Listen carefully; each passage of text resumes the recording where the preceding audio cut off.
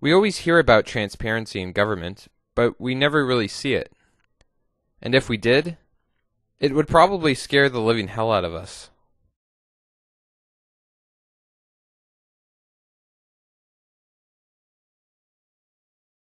How many of you can identify this man? His name is Paul Desmarais, but you can call him the Canadian Monopoly Guy. His family owns and operates Power Corp, one of the largest corporations in Canada. Power Corp owns a dozen companies ranging from financial institutions to newspapers and media, oil and energies, and more, that produce revenues of $24 billion a year and several $100 billion in assets. But his most powerful investments by far are not in world resources, but politicians. Well, what do you think a man's intentions are when he owns a monopolizing corporation called Power Corp? Just some of his employees consisted of three of Canada's longest-running prime ministers in recent years, Pierre Trudeau, Brian Mulroney, and Jean Chrétien. As a matter of fact, Paul Desmarais' son, André Desmarais, now co-owner of Power Corp along with his brother, is actually married to Jean Chrétien's daughter, France. So you can only imagine how close these two powerful families are with many years of history.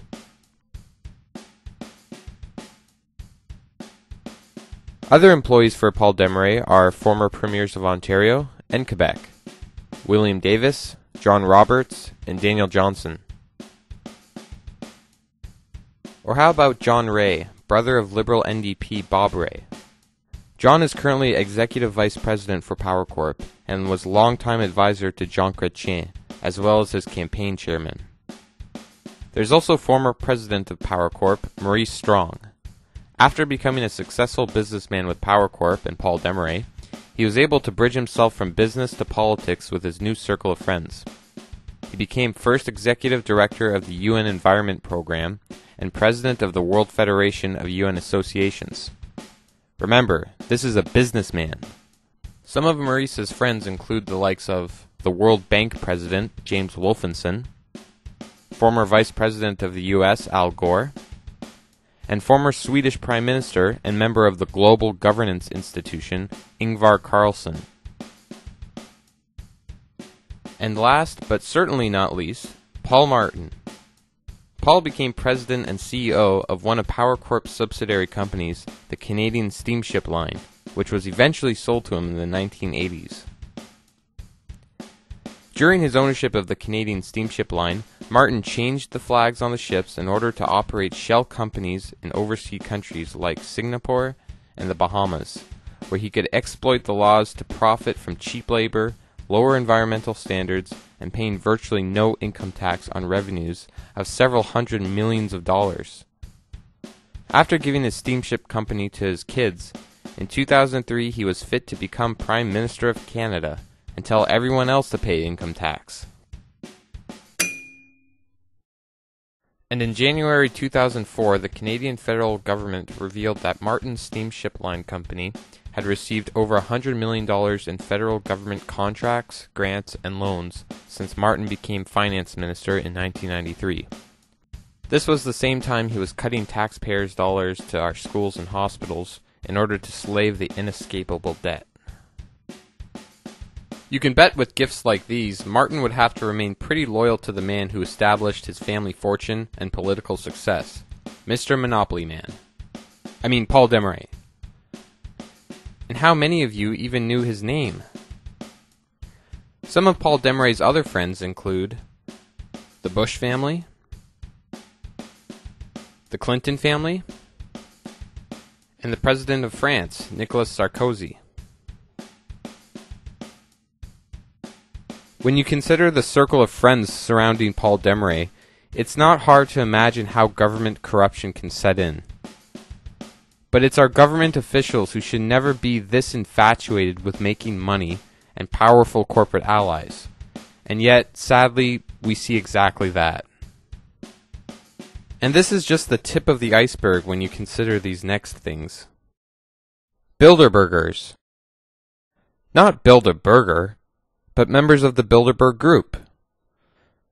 The Bilderberg groups consist of some of the largest visible corporate, political, and royalty members of the world.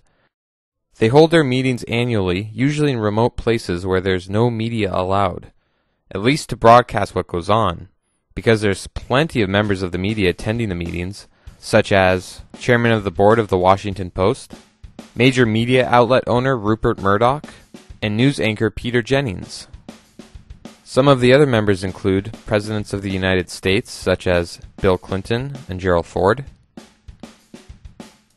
Bankers attend, of course, World Bank President Wolfensohn, Alan Greenspan, Chairman of the Federal Reserve, and Timothy Geithner, President of the Federal Reserve, and somehow became U.S. Secretary of Treasury. He looks confused about it too. That would be like the president of RBC becoming our finance minister. It just reeks of corruption. Dozens of corporate giants sit in as well, such as the CEO and chairman of Google, the CEO of IBM, and the chairman of Nokia and Shell. And who could forget the hard-working royal families? Prince Charles of England and Queen Sophia of Spain. Both go to Bilderberg. And wouldn't you know it, Pierre Trudeau, Jean Chrétien, Paul Martin, and Stephen Harper have also all attended. What is your opinion on these secretive meetings that I hear about of the Bilderberg group that comes time to time in Canada, and they get together I think once a year, random places kind of in the world? Well, I don't I don't like that, and I don't like the Canadian Conference of Canadian Executives, Tom DeQuino being part of it. I mean, they meet in Banff and behind closed doors to sell out Canadian sovereignty by saying, Canadian business is for sale. I don't know why they're meeting in the first place. You can't tell me, they can't. Nobody can tell us why. Maybe they're talking about wallpapering the walls. Who knows, right? Well, they're so secret that I just say in general, I don't think any good comes of meetings that are secret. Democracy really thrives in sunshine, and things that are anti-democratic do best under rocks, right? So if you keep things out of the public eye and they're not accountable, that's concerning. Obviously, if you're negotiating a peace agreement, the doors are shut till you come out. I mean, that's a good thing. But generally, people know what's going on. These meetings are so secretive that nobody knows what's going on. And similarly, the Security and Prosperity Partnership meetings, where the only people allowed in the room are governments and business leaders. That's anti-democratic. I don't like things that are anti-democratic. Bilderberg meetings, have you heard of this? I've heard about them. I don't know what that is. I mean, I've secret society type meetings, and they discuss. I recall one being at a place where I went with a friend in Ottawa. I'm trying to think of the place now. It was a hotel outside of Ottawa. Right. Was that just 2 years ago? Yeah, it was actually. I was up there because one of my good friends was getting married. We went to a Neil Young concert that night, and the next day it was all these people were moving in, security and everything. So it's the Bilderberg conference. So again, like our previous prime minister, or current prime ministers have attended these meetings and don't really talk about it. Do you think there would be something to be worried about, though? No, not necessarily. I mean, if to put the scenario forward that you're talking about, if the 100 top people in the world invited me to a meeting, do you think I'd turn it down? Probably not. I've never been invited, so naturally I'm suspicious. It's an interesting group, but I can't firmly say that I don't know that I know nothing about it. I mean, I've heard what it could mean. I listen to Richard Serrett from time to time on CFRB at give me a time, 10 o'clock at night.